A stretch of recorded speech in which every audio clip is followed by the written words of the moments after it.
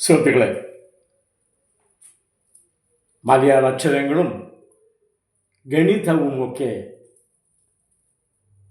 മലയാള നാടിലാകമാനം സാർവത്രികമാക്കിയത് ആരാണ് എന്ന ചോദ്യം ഉന്നയിക്കുന്ന പക്ഷം ഒരു കാര്യം വ്യക്തമായിട്ട് നമുക്ക് പറയുവാൻ കഴിയും. വിത്തൗട്ട് എനി ഡൗട്ട് അത് 500-600 വർഷങ്ങൾക്ക് മുമ്പ് കേരള ഗ്രാമങ്ങളിൽ കുടികൾ വെച്ച് ജീവിച്ചു പോയ പാവപ്പെട്ട വിഭാഗങ്ങളിൽപ്പെട്ട അധ്യാപകർ എന്ന് പറയുന്ന എഴുത്താശാന്മാരായിരുന്നു എന്ന കാര്യം ഒരു സംശയവുമില്ലാത്ത കാര്യമാണത്. കാരണം 600 വർഷങ്ങൾക്ക് മുൻപ് മലയാള ഭാഷയുടെ അക്ഷരങ്ങൾ ഇവിടെ ഒരാൾക്കും നിശ്ചയമുണ്ടായിരുന്നില്ല എന്നതാണ് യാഥാർത്ഥ്യം. മലയാള അക്ഷരങ്ങൾ ഇവിടെ പഠിപ്പിച്ചത് അവനവൻ്റെ കുടികളുടെ മുന്നിൽ ചെറിയ ഷെഡുകൾ വെച്ച് കെട്ടിയിട്ട് അധ്യാപകർ എന്ന് പറയുന്ന ഈ എഴുത്താശാന്മാരാണ്. അങ്ങനെ ഒരു കർമ്മം നിർവഹിക്കുവാൻ അവർ സഹിച്ച ത്യാഗങ്ങൾ എത്ര ആഴമേറിയതാണ് എന്ന കാര്യം മനസ്സിലാക്കിയെടുക്കുമ്പോഴാണ് നമുക്ക് സാർവത്രിക വിദ്യാഭ്യാസം എന്ന് പറയുന്ന സംഗതി നടപ്പാക്കുന്നതിൽ എന്താണ് ഇത്രയൊക്കെ പറയുവാനുള്ളത് എന്ന ചോദ്യം അസ്തമിക്കുക. എൻ്റെ സുഹൃത്തുക്കളിൽ പല ആൾക്കാർക്കും തോന്നിയേക്കാം, എന്താണ് ഈ വിഷയത്തെക്കുറിച്ച് ഇത്രമാത്രം പറയുവാനുള്ളത്? അക്ഷരങ്ങൾ സാർവത്രികമായല്ലോ. അറിവ് എന്ന് പറയുന്നത് നമുക്കെല്ലാവർക്കും ഏകദേശം കിട്ടിയിട്ടുണ്ടല്ലോ. മലയാള ഭാഷ ഉച്ചരിക്കുവാനും അല്ലെങ്കിൽ ഉപയോഗിക്കുവാനും ഗണിതം പഠിക്കുവാനും പഠിപ്പിക്കുവാനും ഒക്കെ ഇപ്പോൾ എന്ത് ബുദ്ധിമുട്ടാണുള്ളത്? എന്തിനാണ് ഇത്രമാത്രം സ്ട്രെയിൻ എടുത്ത് ഈ പ്രഭാഷകൻ ഈ കാര്യത്തെക്കുറിച്ച് സംസാരിക്കുന്നത്? അങ്ങനെ ചോദിക്കുന്ന ചിലരെങ്കിലും ഇപ്പോഴും നമ്മുടെ സമൂഹത്തിൽ നിലനിൽക്കുന്നുണ്ട്. അവരോട് കൂടിയാണ് ഞാൻ ഈ പ്രഭാഷണം, അവർക്ക് വേണ്ടി തന്നെയാണ് ഞാൻ ഈ പ്രഭാഷണം നടത്തുന്നത്.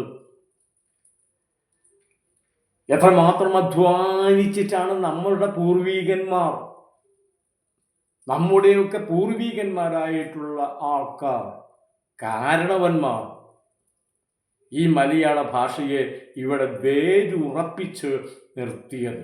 അതിന് വേരുറയ്ക്കരുത് എന്ന് വിചാരിച്ചുകൊണ്ട് എന്ന് ശഠിച്ചുകൊണ്ട് അത് ഏത് സമയത്തും ഇളക്കി പിഴുത് എറിയുവാൻ കണ്ടിലെണ്ണയൊഴിച്ച് കാത്തിരുന്ന ഒരു വലിയ സമൂഹം ഇവിടെ ഉണ്ടായിരുന്നു. ഞാൻ ആ വിഷയത്തെക്കുറിച്ച് നല്ലതുപോലെ പ്രതിപാദിച്ചിട്ടുള്ളത് കൊണ്ട് അതിലേക്ക് വീണ്ടും ഇറങ്ങി ചെല്ലുന്നില്ല. ഒറ്റ കാര്യത്തിലേക്ക് നമുക്കിനി പ്രവേശിക്കേണ്ടതുള്ളത്, അതായത് കുടിപ്പള്ളിക്കൂട വിദ്യാഭ്യാസ രംഗത്തെ സംബന്ധിച്ചിടത്തോളം എഴുത്താശാന്മാരുടെ പ്രവർത്തനത്തിൽ വളരെ പ്രസക്തമായ ഒരു സ്റ്റേജാണ്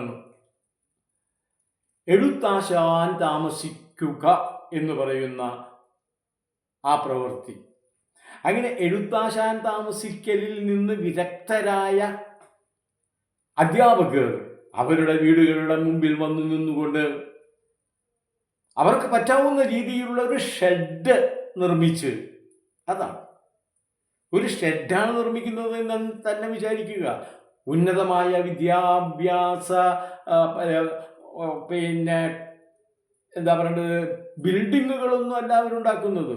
അവർക്ക് സാധിക്കുന്ന രീതിയിലുള്ള ഒരു പന്തലോ അല്ലെങ്കിൽ ഒരു ഓലപ്പുരയോ ആണ് അവർ നിർമ്മിക്കുന്നത് എന്ന് തന്നെ വിചാരിച്ചു കൊള്ളുക. ആദ്യകാലങ്ങളിൽ അങ്ങനെ തന്നെയാണ് ഉണ്ടായിട്ടുള്ളത്. പക്ഷേ ഒരു കാര്യം നമ്മൾ മനസ്സിലാക്കി വെക്കേണ്ടത് എന്ത് എന്ന് വെച്ച് കഴിഞ്ഞാൽ, ആ പന്തലുകളാണ് കേരളത്തെ സംബന്ധിച്ചിടത്തോളം സാംസ്കാരിക മണ്ഡലത്തിൽ ഏറ്റവും ജ്വലിക്കുന്ന നക്ഷത്രങ്ങളായി മാറിയത് എന്നുള്ളതാണ്. ജ്വലനശേഷിയുള്ള നക്ഷത്രമാണ് ആ പന്തൽ. അതാണ് കുടിപ്പള്ളിക്കൂടം എന്ന് പറയുന്ന പിൽക്കാലത്ത് ഫേമസ് ആയി മാറിയ നമ്മുടെ പിന്നെ എഴുത്താശാന്മാരുടെ ഈറ്റില്ലമായ ആ സ്ഥാപനം കുടിപ്പള്ളിക്കൂടം എന്ന് പറയുന്നത് അതാണ്. ഇവിടെ വളരെ പ്രസക്തമായിട്ട് പറയേണ്ട ഒരു കാര്യമുണ്ട്. അതായത് ഈ കുടിപ്പള്ളിക്കൂടങ്ങൾ അവര് ഒരു അർദ്ധരാത്രി അല്ലെങ്കിൽ ഏതെങ്കിലും ഒരു നട്ടുച്ചയ്ക്ക് അല്ലെങ്കിൽ മനുഷ്യരെല്ലാവരും ഉറങ്ങിക്കിടക്കുമ്പോഴോ അല്ലെങ്കിൽ വല്ലാതെ ഒന്നും ഒരു കാര്യത്തെക്കുറിച്ചും ചിന്തിക്കാതിരിക്കുന്ന സമയത്തോ ഒക്കെ ആയിരിക്കാം അവരവരുടെ എഴുത്താശാൻ താമസിക്കൽ എന്ന് പറയുന്ന ആ പ്രക്രിയയിൽ നിന്ന് കുടുംബങ്ങളിൽ നിന്ന് ഇവിടെ അവരുടെ വീടുകളുടെ മുമ്പിൽ എത്തിപ്പെടുന്നത്. അത് പെട്ടെന്നാണ് അവർ ആ ഷെഡ് നിർമ്മിക്കുന്നത് എന്ന് ഞാൻ കഴിഞ്ഞ തവണത്തെ പ്രഭാഷണത്തിൽ പറഞ്ഞപ്പോൾ പലർക്കും തോന്നിയിരിക്കും. അത് പെട്ടെന്ന് എന്ന് പറയുന്നത് ആ ആലങ്കാരികമായ ശൈലിക്കനുസരിച്ച് പറയുന്നതാണല്ലോ. അവരുടെ വേദന, ദീനത, ഹൃദയ മോഹം അതെല്ലാം കൂടി ഒഴുകി ഇറങ്ങുന്ന സമയത്ത് അവർക്ക് എത്രയും വേഗം കുടിപ്പള്ളിക്കൂടങ്ങൾ നിർമ്മിക്കുവാനുള്ള മോഹമാണ് മനസ്സിനകത്ത് നിറകുത്തി നിൽക്കുന്നത് എന്ന് കാണിക്കാൻ വേണ്ടിയാണ്. എല്ലാ ആൾക്കാരും വന്ന വഴിക്ക് കുടിപ്പള്ളിക്കൂടങ്ങൾ ഉണ്ടാക്കുകയല്ല, മറിച്ച് വന്ന് അവരുടെ കുടികളുടെ മുമ്പിൽ ഇരുന്ന് വിശ്രമിക്കുന്ന സമയത്ത് ചുറ്റുവട്ടത്തുള്ള പല ആൾക്കാരും വന്ന് എന്താണ് അധ്യാപക അല്ലെങ്കിൽ എന്താണ് മാഷെ എന്നൊക്കെയാണല്ലോ പണ്ട് ഒക്കെ ഇപ്പോഴും വിളിക്കുന്നത്. എന്താണ് മാഷെ, എന്താണ് വന്നത് ഇങ്ങനെ വിഷമിച്ചിരിക്കുന്നത്, അല്ലെങ്കിൽ എന്താണ് ആലോചിച്ചുകൊണ്ടിരിക്കുന്നത് എന്ന് ചോദിച്ചുകൊണ്ട് ചുറ്റുവട്ടത്തുള്ള പല ആൾക്കാരും വന്നിട്ടുണ്ടാവും. ആ വന്നവരിൽ തീർച്ചയായിട്ടും അവരുടെ പൂർവികന്മാരായിട്ടുള്ള പല ആൾക്കാരുടെയും പുതിയ ജനറേഷൻസ് ഉണ്ടായിരിക്കും, ഉറപ്പാണല്ലോ. അവർ പുതിയ അധ്യാപകനെ വളരെയധികം ഹൃദയത്തിൽ വച്ച് നടക്കുന്നവരാണ്. കാരണം അവർക്ക് ചെയ്യാൻ പറ്റാത്ത കാര്യമാണ് ആന്ധ്രാപ്രദേശിൽ നിന്നും കർണാടകയിൽ നിന്നും അതുപോലെ തമിഴ്നാട്ടിൽ നിന്നും വന്നിട്ടുള്ള ഈ എഴുത്താശാന്മാരായിട്ടുള്ളവർ ചെയ്തുകൊണ്ടിരിക്കുന്നത്. ആ എഴുത്താശാനായിട്ടുള്ള അധ്യാപകൻ എന്തുകൊണ്ടാണ് വിഷണ്ണനായി വിഷമിച്ചു വന്നിരിക്കുന്നത് എന്ന് അവർ ചോദിച്ചിരിക്കും, ഉറപ്പായിട്ടും. തീർച്ചയായിട്ടും ഈ അധ്യാപകൻ അവരുമായ അദ്ദേഹത്തിൻ്റെ വിഷമം പരസ്പരം സംസാരിച്ചിരിക്കും. അവരെല്ലാവരും കൂടിയാണ് ഈ ഒരു തീരുമാനത്തിലെത്തുന്നത്. അങ്ങനെയെങ്കിൽ മാഷൊട്ടും വിഷമിക്കാതിരിക്കൂ, നമുക്കെല്ലാവർക്കും കൂടി ചേർന്നൊരു കാര്യം ചെയ്യാം, എന്താണ് ചെയ്യേണ്ടത് ഞങ്ങൾ എന്ന് പറഞ്ഞാൽ മതി എന്ന് പറയുമ്പോഴാണ് തീർച്ചയായിട്ടും ആത്മധൈര്യം വീണ്ടും നല്ലതുപോലെ ജ്വലിച്ചു നിൽക്കുന്ന ഈ അധ്യാപകൻ പറയുന്നത്, എനിക്ക് എൻ്റെ വീടിൻ്റെ മുമ്പിൽ ഒരു പള്ളിക്കൂടം ഉണ്ടാക്കുകയാൽ മതി. അതിലാണെങ്കിൽ മറ്റാരോടും എനിക്കൊന്നും പറയേണ്ടതില്ലല്ലോ, അത് എൻ്റെ വീടിൻ്റെ മുമ്പിൽ തന്നെയാണല്ലോ. അതിന് ഞാൻ എന്താണ് ചെയ്യേണ്ടത് എന്ന് മാത്രമാണ് നമുക്ക് ആലോചിക്കാനുള്ളത് എന്ന് പറയുമ്പോൾ അവരെല്ലാവരും കൂടി അതങ്ങ് തീരുമാനിക്കുകയാണ്. എന്താണ് സംശയം, നമുക്കങ്ങനെ ചെയ്യാം. നമ്മളൊന്ന് മനസ്സിലാക്കി വെക്കേണ്ട ഒരു കാര്യം കൂടിയുണ്ട്. അതെന്തെന്ന് വെച്ച് കഴിഞ്ഞാൽ ഈ ചുറ്റുവട്ടത്തു നിന്നും വന്ന് നമ്മുടെ അധ്യാപകനെ സാന്ത്വനിപ്പിക്കുകയും അദ്ദേഹത്തിന് നല്ല പ്രോത്സാഹനം നൽകുകയും ചെയ്യുന്ന ഈ മനുഷ്യരുണ്ടല്ലോ, അവരും ഇതേപോലെ പണ്ട് ഈ കുടിപ്പള്ളിക്കൂട വിദ്യാഭ്യാസത്തെ പറ്റി ചിന്തിച്ചവരാണ്. പക്ഷേ അവർക്കത് പ്രാവർത്തികമാക്കുവാൻ സാധിച്ചില്ല എന്നുള്ളത് മാത്രമാണ് അതിലൊരു പ്രശ്നം. കാരണം അവർ ജന്മിമാരുടെ അടിമകളായി മാറിപ്പോകേണ്ട ഗതികേട് വന്നു. ആ ജന്മികളുടെ പ്രതികാര മനോഭാവം ഇവരുടെ ശരീരത്തിൽ, ഇവരുടെ മനസ്സിൽ ഏറ്റു കഴിഞ്ഞിരിക്കുകയായിരുന്നു. അതുകൊണ്ടാണ് അവർക്ക് പാടത്തും പറമ്പിലും കഷ്ടപ്പെട്ട് ജീവിക്കേണ്ടി വന്നത്. അവരുടെ കൈവശമുണ്ടായിരുന്ന അറിവ്, വിദ്യാഭ്യാസം, അക്ഷരാഭ്യാസം, ഗണിത ബോധമൊക്കെയും പാടത്തേക്കും ചാലിലേക്കുമൊക്കെ വലിച്ചെറിയേണ്ടി വന്നു എന്നുള്ളതാണ്. കാരണം അവിടെ നിന്നുള്ള ഒരു ഓർഡറാണല്ലോ, നിന്റെ ഒന്നും വിദ്യാഭ്യാസ യോഗ്യതയൊന്നും ഇവിടെ പറയണ്ട, പണിയെടുത്താൽ മാത്രം മതി എന്നുള്ള ഒരവസ്ഥയിലേക്ക് അവർ ചവിട്ടി താഴ്ത്തപ്പെട്ടു എന്നുള്ളതാണ് യാഥാർത്ഥ്യം. അങ്ങനെയുള്ള ആ പഴയ തലമുറയുടെ പൊടിപ്പുകൾ പുതിയ അധ്യാപകന് വേണ്ടതായുള്ള പ്രോത്സാഹനങ്ങൾ നൽകുകയാണ്. അവരുടെയൊക്കെ പിന്നെ സഹായം കൊണ്ട് വല്ലാതെയൊന്നും താമസമില്ലാതെ തന്നെ നിലവിൽ നിൽക്കുന്ന വീടിൻ്റെ മുമ്പിൽ ഒരു പിന്നെ പള്ളിക്കൂട മാതൃകയിൽ ഒരു, ഞാൻ പറയട്ടെ, ഷെഡ് എന്ന് തന്നെ പറയട്ടെ, ഒരു ഓലപ്പുര അധികം താമസിയാതെ തന്നെ നിർമ്മിക്കപ്പെടുകയാണ്. അപ്പോൾ ഇങ്ങനെ നിർമ്മിക്കുമ്പോൾ നമുക്ക് വ്യക്തമായിട്ട് മനസ്സിലാക്കേണ്ടതായിട്ടുള്ള ഒരു സംഗതി കൂടിയുണ്ട് ഇത്. അതായത് കുടിപ്പള്ളിക്കൂട നിർമ്മാണത്തിൽ എഴുത്താശാന്മാരായിട്ടുള്ള ഈ അധ്യാപകന്മാർ ഏതെങ്കിലും തരത്തിലുള്ള നിശ്ചയങ്ങൾ, ഏതെങ്കിലും തരത്തിലുള്ള പരമ്പരാഗത ധാരണകൾ പുലർത്തിയിരുന്നു എന്നുള്ളതാണ് യാഥാർത്ഥ്യം. എന്ത് നിശ്ചയമാണ് അവർ പുലർത്തിയിരുന്നത്? അവർക്ക് വാസ്തുബോധവും പിന്നെ തച്ചുശാസ്ത്ര വൈദഗ്ധ്യവും ഒക്കെ അവരുടെ നിർമ്മാണത്തിൽ അവർ പ്രകടിപ്പിച്ചിരുന്നു എന്നുള്ളതാണ്. ഒരു കുടിപ്പള്ളിക്കൂടം പെട്ടെന്നൊരു സുപ്രഭാതത്തിൽ അങ്ങനെ തട്ടിക്കൂട്ടി എന്ന് വിചാരിക്കരുത്. അഥവാ ഇങ്ങനെയാണെങ്കിൽ തന്നെയും അങ്ങനെയൊക്കെ ചെയ്യുന്ന സമയത്തും അവരുടെ നിർമ്മാണത്തിന് ആവശ്യമായ ഒരുപാട് പിന്നെ വാസ്തുബോധവും തച്ചുശാസ്ത്ര വൈദഗ്ധ്യവും അവർ പ്രകടിപ്പിച്ചിരുന്നു ആ നിർമ്മാണത്തിൽ എന്നുള്ളതാണ്.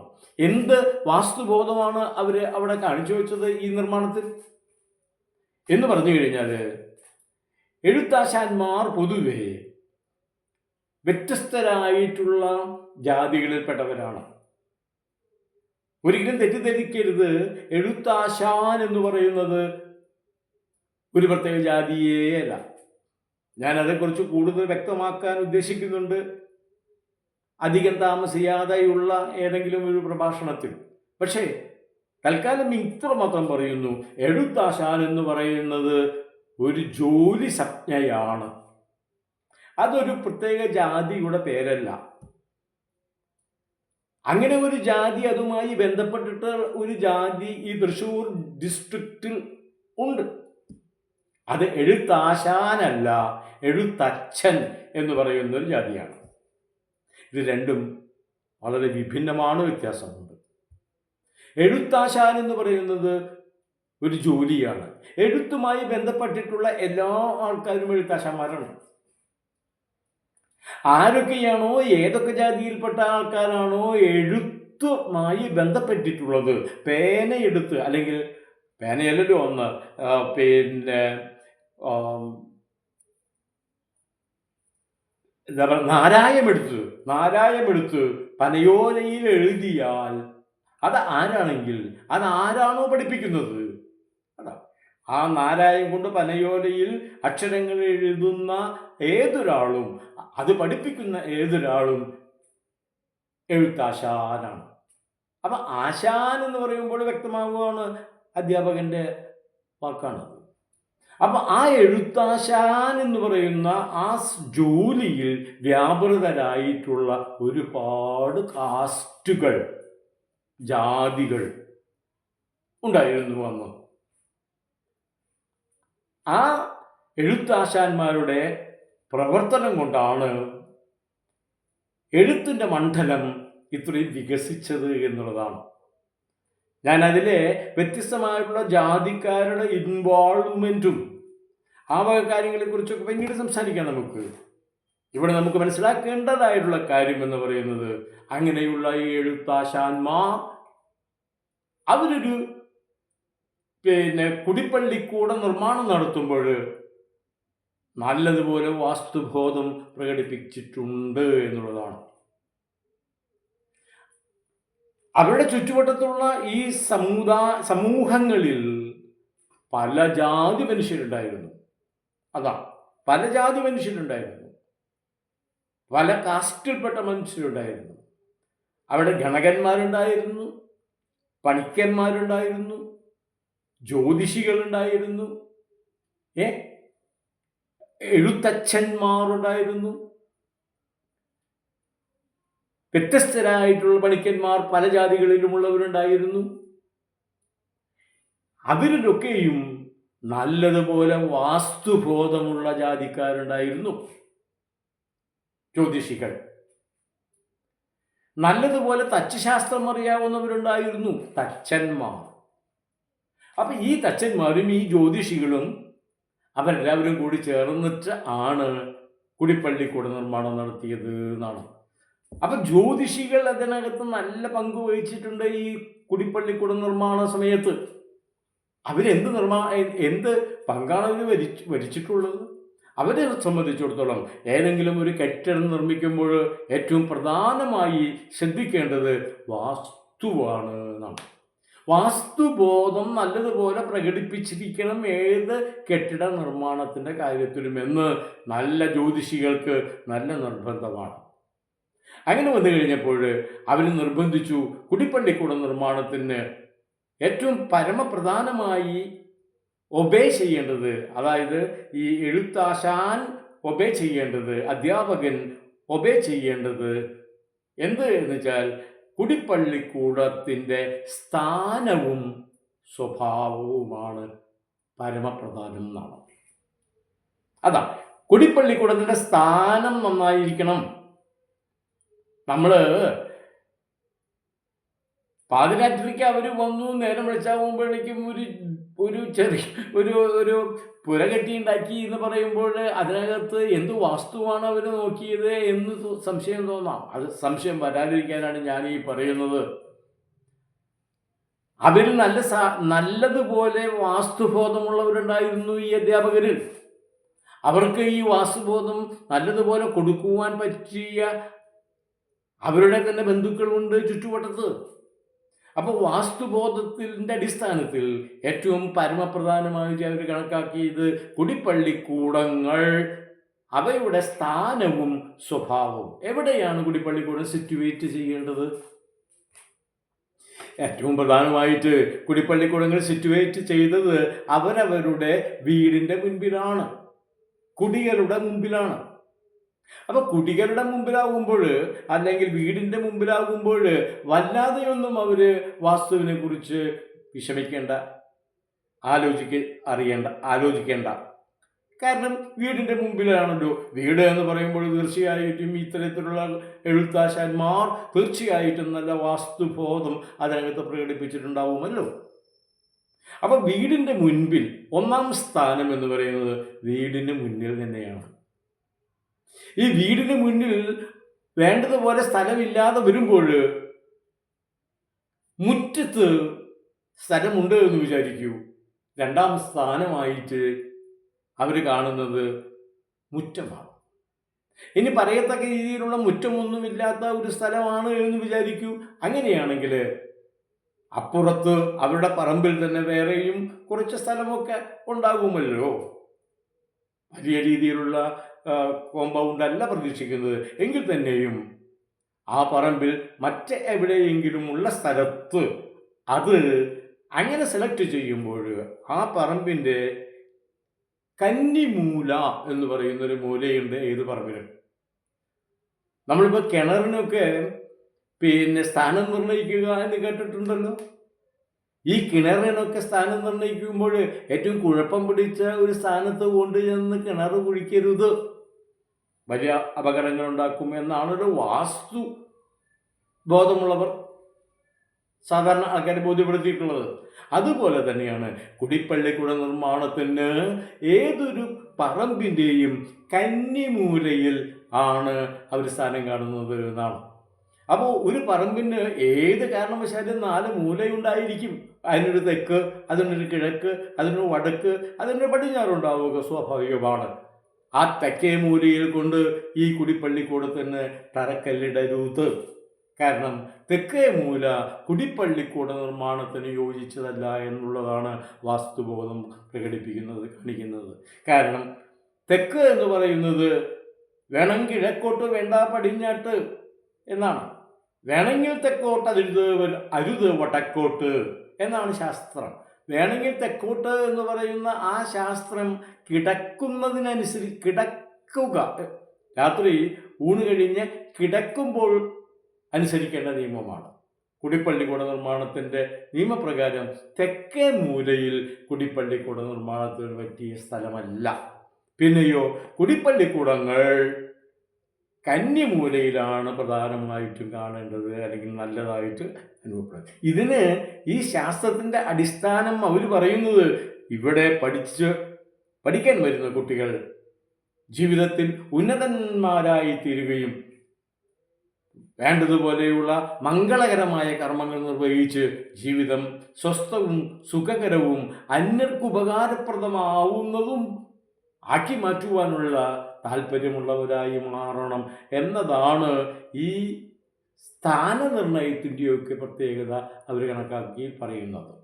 അതുകൊണ്ട് ഇത്തരത്തിൽ നല്ല ഒരു സ്ഥാനത്താണ് ഈ കുടിപ്പള്ളിക്കൂടം നിലനിൽക്കുന്നതെങ്കിൽ അവിടെ പഠിച്ച് നല്ലതുപോലെ ഉയരുവാൻ കുട്ടികൾക്ക് സാധിക്കും. നേരെ മറിച്ച് ഈ കുടിപ്പള്ളിക്കൂടം തന്നെ നിൽക്കുന്നത് അഗ്നി കോണിലാണ് എന്ന് വിചാരിക്കും. അങ്ങനെ ഒരു കോണുണ്ട് ഇത്രേ.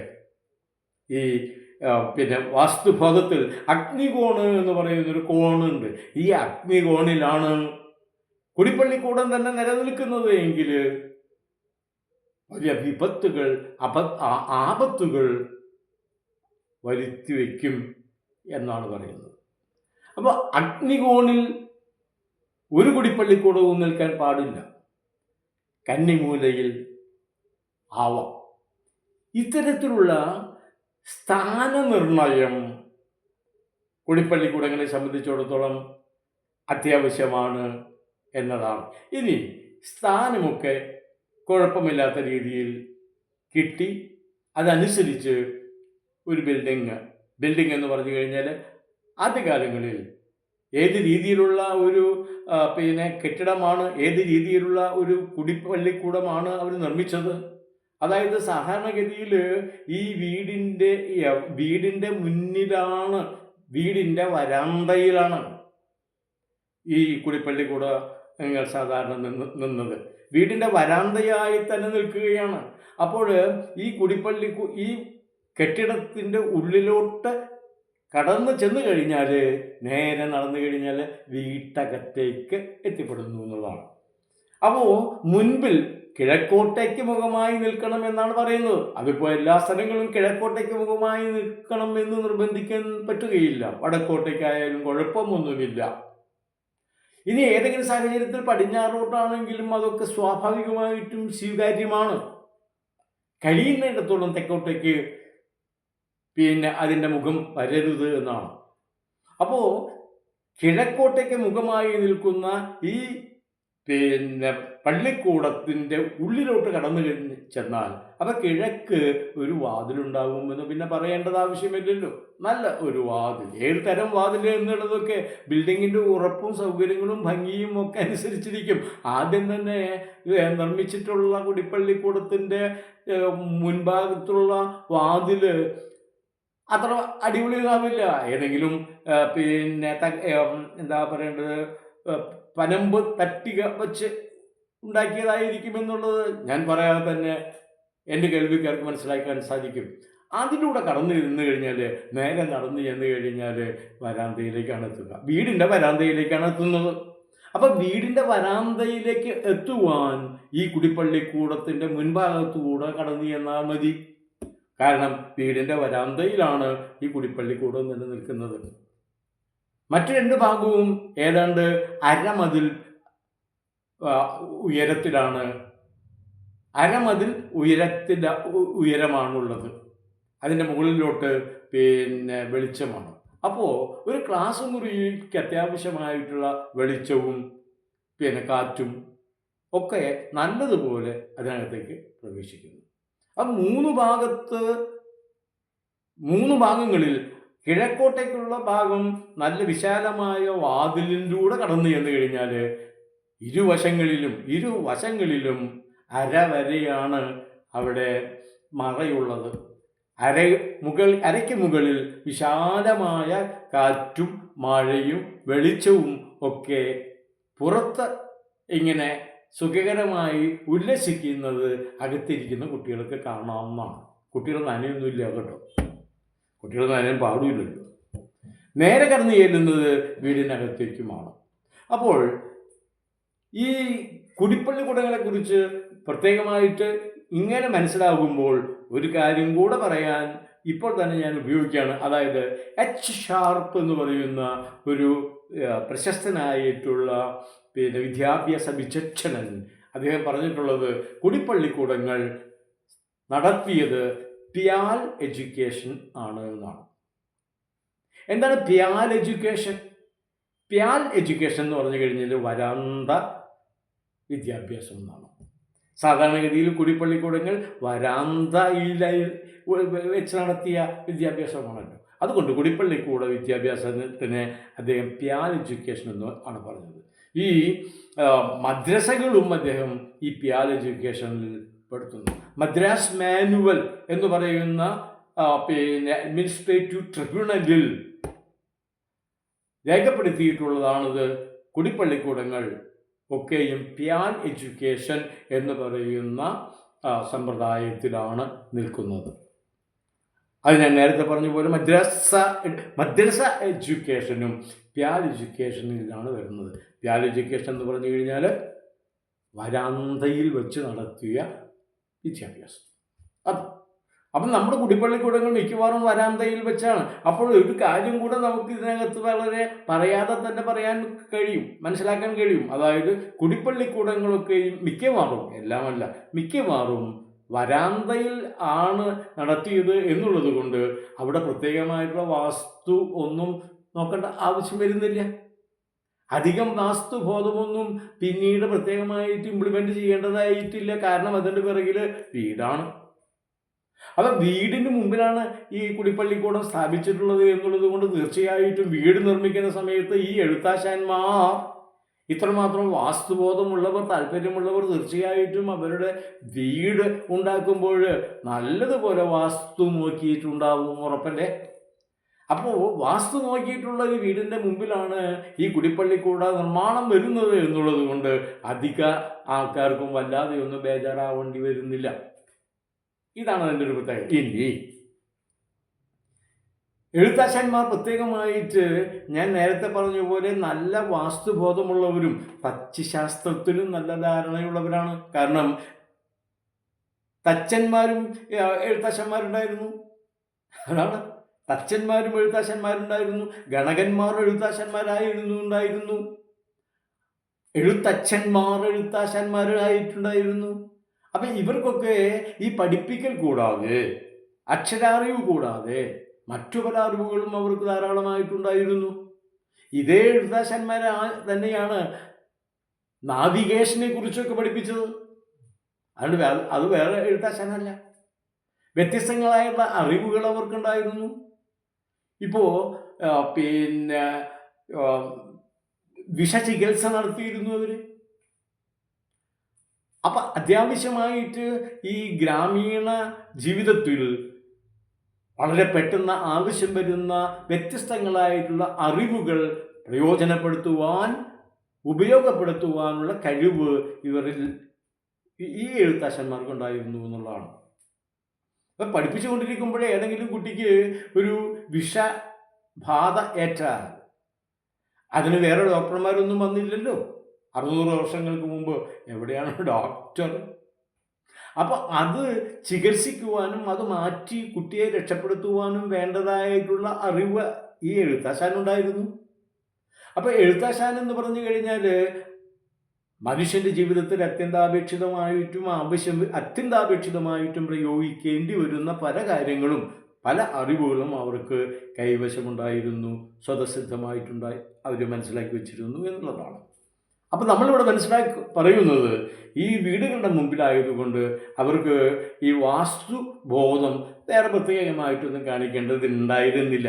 ഇനി ഏതെങ്കിലും കുടിപ്പള്ളിക്കൂടം ഈ വീടിൻ്റെ മുമ്പിൽ വച്ച് നടത്താൻ പ്യാൽ എഡ്യൂക്കേഷൻ എന്നുള്ളത് സാധിക്കാതെ വന്നാൽ പറമ്പിൻ്റെ ഏതെങ്കിലും ഒരു കോർണറിലാണ് ഈ കുടിപ്പള്ളിക്കൂടം എന്ന് വിചാരിക്കൂ. അവിടെ കുടിപ്പള്ളിക്കൂടങ്ങൾ നിർമ്മിക്കുമ്പോൾ കുറച്ചുകൂടെ വാസ്തുബോധം അവർ പ്രകടിപ്പിക്കേണ്ടതായിട്ട് വരുന്നു. ആ സ്ഥലം ഈ കുടിപ്പള്ളിക്കൂടത്തിന് പറ്റിയതുമല്ല. വേറെ ഒരു സ്ഥലം അവരുടെ കൈവശം ഇല്ല താനും. കുടിപ്പള്ളിക്കൂടം നിർബന്ധമായിട്ടും വേണമെന്നുള്ള മോഹമുണ്ട്. എന്താ ചെയ്യാം?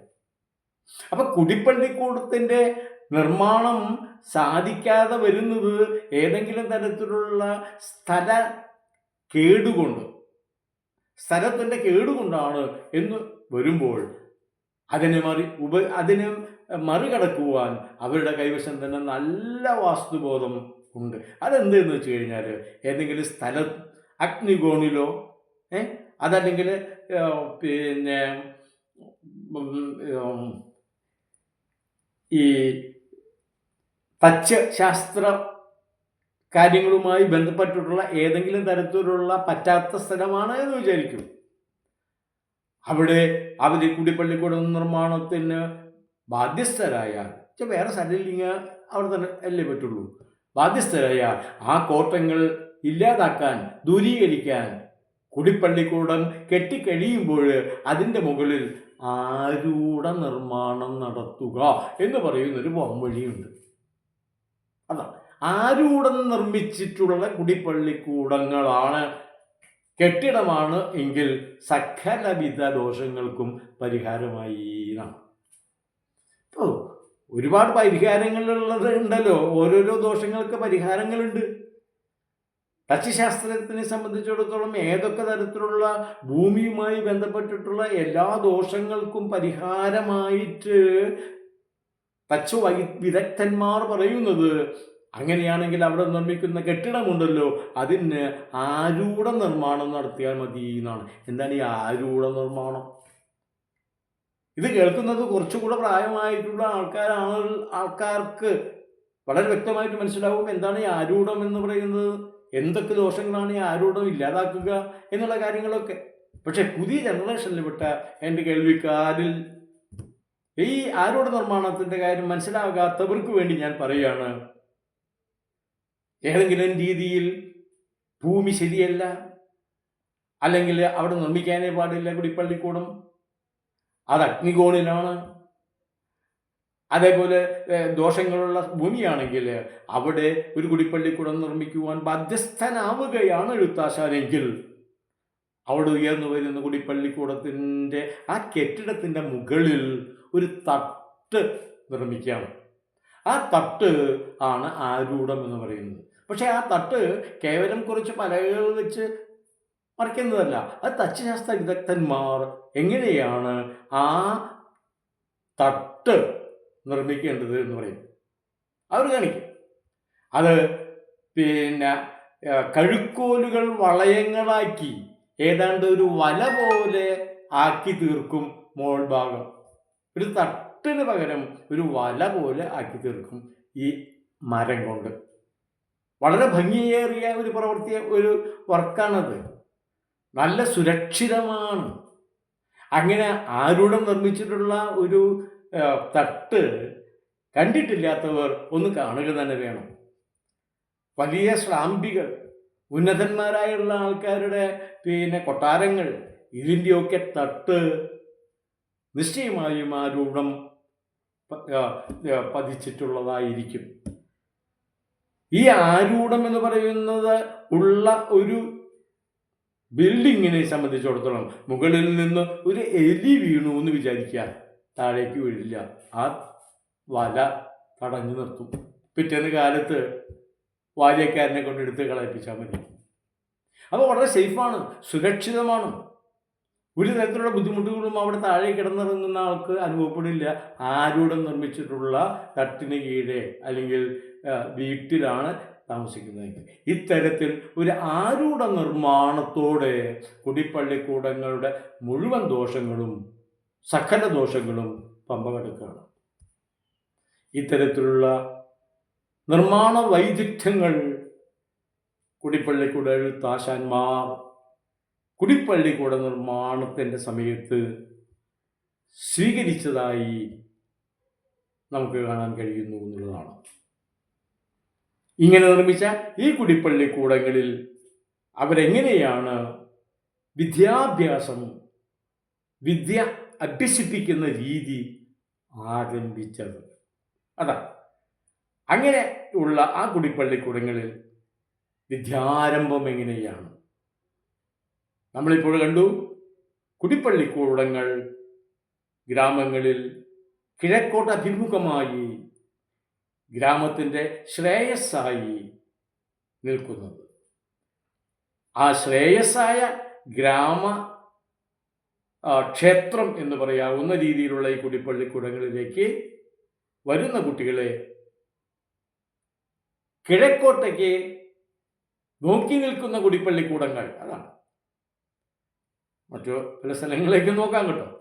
കിഴക്കോട്ടേക്ക് നോക്കി നിൽക്കുന്ന ഈ കുടിപ്പള്ളിക്കൂടങ്ങൾക്കുള്ളിലേക്ക് കടന്ന് ചെല്ലുന്ന വിദ്യാർത്ഥി, രക്ഷിതാവ് അവരെങ്ങനെയാണ് അവിടെ പീഠത്തിൽ ഉപവിഷ്ടനായിരിക്കുന്ന എഴുത്താശാൻ സ്വീകരിക്കുന്നതും കുട്ടിയെ വിദ്യാർത്ഥിയായി ഏറ്റെടുക്കുന്നതും എന്ന കാര്യമാണ് ഇനി നമുക്ക് പറയാനുള്ളത്, നിങ്ങളോട് ബോധ്യപ്പെടുത്തുവാനുള്ളത്. അക്കാര്യങ്ങളൊക്കെ നമുക്ക് അടുത്ത പ്രഭാഷണങ്ങളിലൂടെയാവാം. തൽക്കാലം നിർത്തുന്നു. നമസ്കാരം.